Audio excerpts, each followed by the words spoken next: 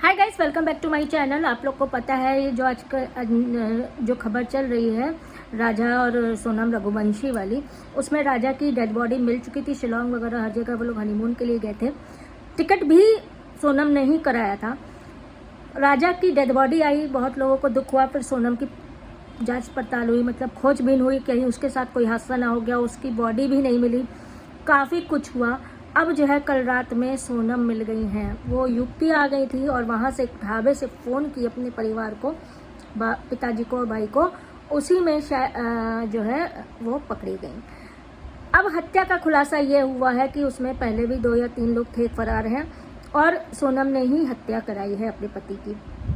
आजकल कुछ औरतें, चंद औरतें इतनी नीचे गिर गई हैं। अभी आप लोगों ने ये देख लिया था ड्रम वाला केस, नीला ड्रम वाला केस देख लिया था। इससे पहले भी 1-2 केस देख लिए हैं।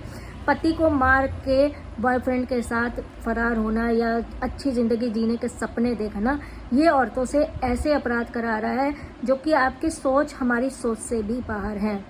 क्या औरत जात ऐसी थी? आज तक आपने सुना होगा, 2 साल पहले तक आपने सुना होगा कि पति ने मार दिया, जला दिया, ससुराल में मार दिया, जला दिया, ठीक। लिव इन में रह रही थी, शादी पे दबाव डाला तो टुकड़े काट के, आप लोगों को याद होगा कि टुकड़े काट के बैग में भर दिए।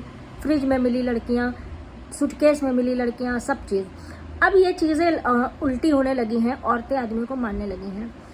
हम किसी भी हत्या का समर्थन नहीं करते हैं, अपराध का समर्थन नहीं करते हैं।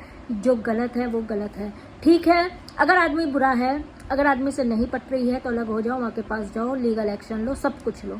लेकिन किसी की औलाद को जब आपको पैदा करने का हक नहीं है, अब तो देखिए कानून तो ये कहता है हमने जिसको पैदा किया है उसका हक हमारे पास इख्तियार है, लेकिन हमें उसे जान से मारने का इख्तियार नहीं है, यानी कि हक नहीं है।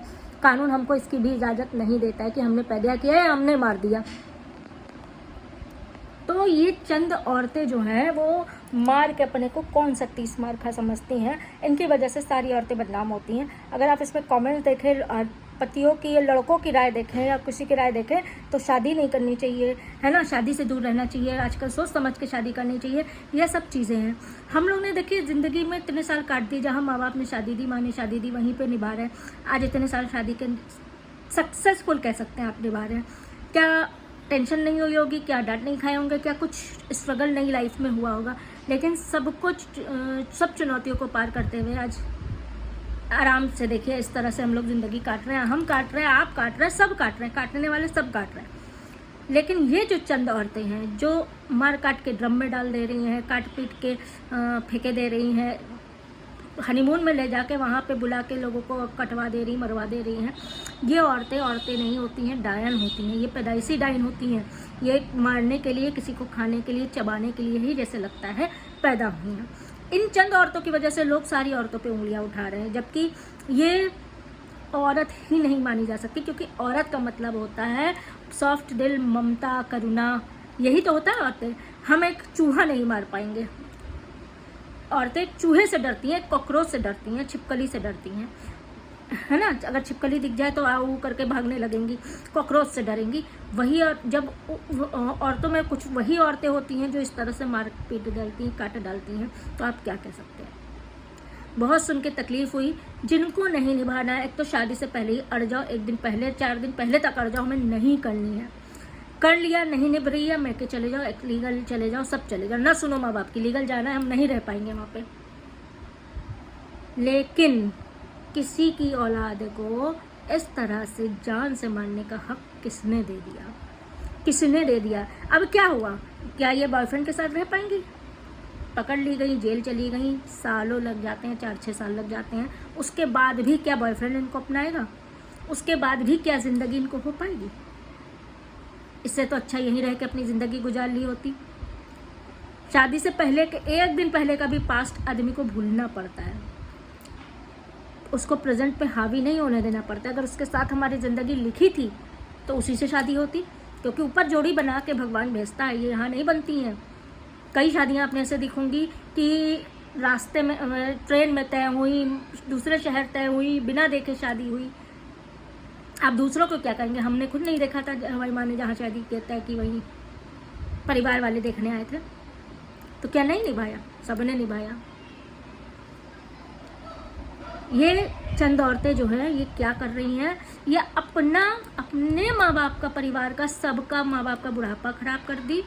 लोग किस नज़र से देख रहे होंगे, क्या वो उन पे बीत रही होगी, कौन सी बदनामी क्या झेल रहे होंगे। और बेटी के इस तकलीफ से की सज़ा हो रही है, ये हो रही है, वो हो रही है, उससे भी वो अधमरे हो जा रहे होंगे। और लड़की ने अपनी पूरी ज़िंदगी ख़त्म कर दी। दूसरी शादी ऐसा इन सब औरतों की कहाँ संभव होती है कि मार ही डाला, बताइए। छोड़ दिया तो चलिए अलग बात है, अलग हो गई अलग बात है। बहुत सुन के तकलीफ लग रही है बहुत। देखिए कोई भी औरत हक नहीं होता है, ना करे ऐसा।